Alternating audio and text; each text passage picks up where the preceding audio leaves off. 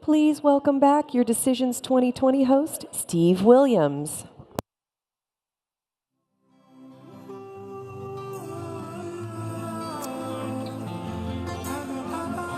Good late morning to everybody. Are we caffeinated sufficiently? Are we hydrated? So thank you to our hydration. I love the fact we've got a hydration partner, ZEFR, so we appreciate that. So welcome back. Right now we're going to hear from Toby Byrne and the panel he's going to introduce shortly. Toby is the president of video targeting agency ZEFR, and he's here to lead our Video 2020 panel. So please give Toby and the team a warm welcome.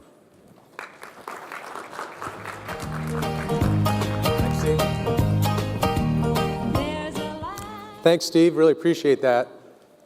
Just to clarify, ZEFR is more than just a water bottle company, for those of you who are concerned. Why is this guy up here talking about the video interrupted in the video space when he runs a water bottle company? No, but just a little background on myself. I'm thrilled to be here at the 4A's. My career started in the agency business. I was at BBDO first. Then I spent about 2 decades at Fox after that, and about 2.5 years ago, left Fox, and for the last 2 years, I've been at ZEFR. So it kind of gives me an interesting perspective on the video landscape. Naturally, when I was at Fox, I had the good fortune of running ad sales there for the last 6 years.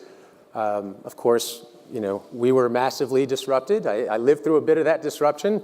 A friend of mine from the audience yesterday asked me, "Hey, do you miss doing those upfront presentations?" And I said, "Nah, actually I don't miss that, Jack Myers. I don't miss those upfront presentations at all. This seems like a little bit more fun." And it's been fun to join a company kind of on the other side of disruption. And if you read your water bottles, you'll see that ZEFR is a content targeting company that it's very, very advanced technology, and we're built specifically for brands. We work directly with brands, almost exclusively through their agencies, to deliver safe and suitable and relevant content environments for brands on YouTube, which a lot of those words have been kicked around at this conference the last couple of days, so seems a pretty good spot to be. So let's talk about the fragmentation and disruption in the video ecosystem, right? So you've all seen these headlines. By the way, some of these headlines, why traditional TV is in trouble, feels like could have been written 10 years ago, but it's more recent than that. And we all know that linear television has gone through quite a bit of challenges the last 5-10 years. And in those challenges, those big companies still are thriving. They're figuring out ways to grow and survive and to come together. My old company with Disney, Discovery and Scripps, it's not the end of this consolidation that will continue. CBS and Viacom and Discovery and Scripps maybe, who knows? Lots more to come there. But with all of this disruption and fragmentation, there's opportunity, right? And companies like Xandr are talking a lot about bringing data-driven solutions to television advertising. There's been talk about OTT and the opportunity in OTT. One of the panels today talked about data very specifically and opportunities in data, but there's a lot of challenges, right? And when you have a lot of challenges, there's also opportunity. So how do you take advantage of these opportunities? And technology is at the core of how you take advantage of these kind of disruptions and these challenges which lead to opportunities, right? So you have a television marketplace that is still very, very large, about $70 billion, and yet it doesn't quite serve the advertisers the way it used to because of the disruption. So how do you increase reach then? If the big mass reach vehicles like television don't do it quite as well as they used to. Television's not going away. We all know that. There's incredible investment in television. But how it's distributed and how it's consumed has changed drastically. These are things we know. So how do you increase your reach when you have to go off of traditional platforms? And how can you improve your reach and also improve your relevance? And again, the answer is through different technologies, working through other companies, third parties, platforms, taking advantage of all that technology can offer to deliver this relevance, and also to deliver another thing that a lot of people are talking about now is less clutter, a better consumer experience, right? So when you look at the major platforms that have disrupted the entertainment industry so much, and by the way, after yesterday, you probably can add an Apple logo to the SVOD space. If I read it correctly, I don't believe there's a brand advertising opportunity in Apple's subscription service. But you have Netflix and Amazon, who are two amazing companies, but not great opportunities for brands there. They're not focused on brand advertising. You've got Apple that's adding to that SVOD space.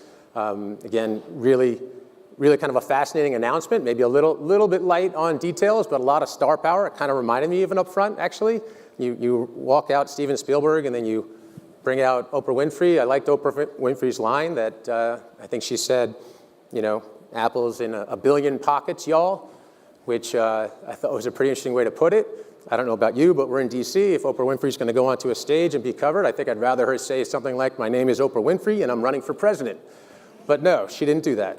But lots of star power, even more investment in the television space, right? I mean, the amount of content being produced today is incredible. Versus 10 years ago, it's probably fivefold. Something like 450 scripted programs that were produced last year, and now Apple's coming into the fray, spending $1 billion as well. Really, really impressive. Then you have a company like Hulu, which was the brainchild of Peter Chernin and Jeff Zucker back in 2008, I believe, and that's a premium content destination, online video opportunity, growing in a very healthy way, but it's somewhat limited in its scale. It certainly delivers a lot of frequency, much like television delivers a lot of frequency, but it's growing nicely. And the scale that it's growing is being helped by the virtual MVPD product that they have as well. Then you have YouTube, and YouTube also launched their virtual MVPD product, which is helping it grow even faster.